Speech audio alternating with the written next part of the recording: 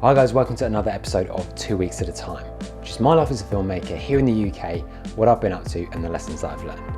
So what I've been up to in the past couple of weeks, I've shot some more ads for my friends over at Corkers, I've shot some lifestyle photos and videos for a tool company, and also second videographer at a wedding, which was a nice change of pace. So I haven't been actually that busy, and I'm not quite sure what it is other than I haven't been putting a lot of effort into my marketing. So that led me to buy this book. It's called Emyth Mastery. So you might have heard of the Emyth Revisited, which is basically about this woman that had a pie shop, and Michael Gerber is a business coach inspired by the processes of McDonald's, helps small businesses grow and scale by making their businesses kind of process orientated and documenting everything they do. So I've just started that, and so probably I'll do an update on that and let you know what changes I've made to my business as I go along. Now, as in every episode, it's not just about what I've been up to, it's more about the lessons that I've pulled from that. And the first lesson I thought about was the fact that I was second at a wedding. It did me think, if I was wanting to get into another industry, say for example you're a commercial videographer or photographer and you wanted to get into weddings as a photographer or videographer again, then I would highly recommend being a second for someone. It just takes all the pressure off, because one, it's not on you if it all goes wrong. By all means, you don't want to mess these sort of things up, but it does take the pressure off, so you're free to kind of learn and grow without that added pressure of everything being perfect. So you might be thinking, well, that's all well and good, but I don't know how to become a second.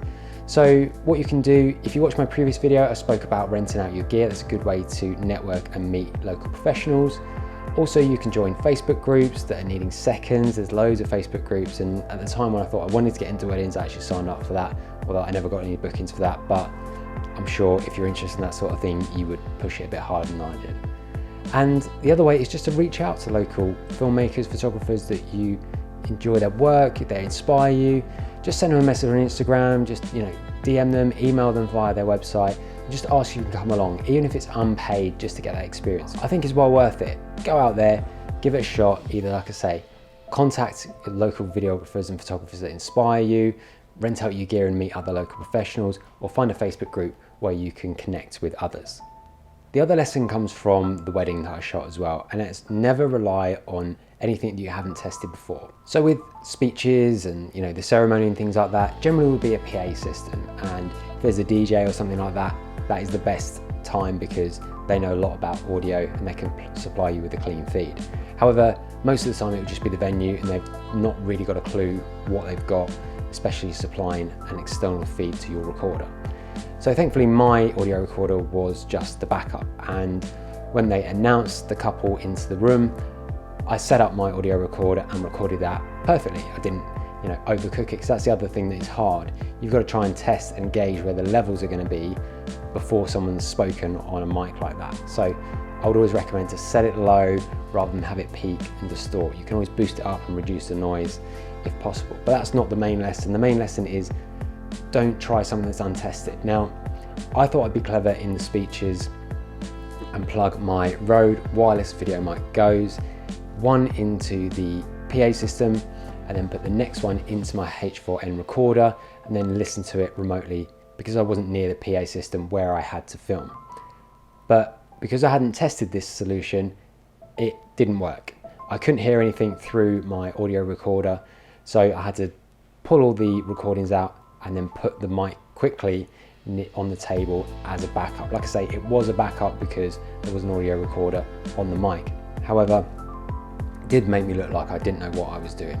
And as much as possible, you don't want to be doing that, and you certainly don't want to be faffing around at the very last moment, because trust me, people do not hang around with their speeches. They do not care if you're ready or not. They will just start and go for it, and you can't tell them to stop and rewind.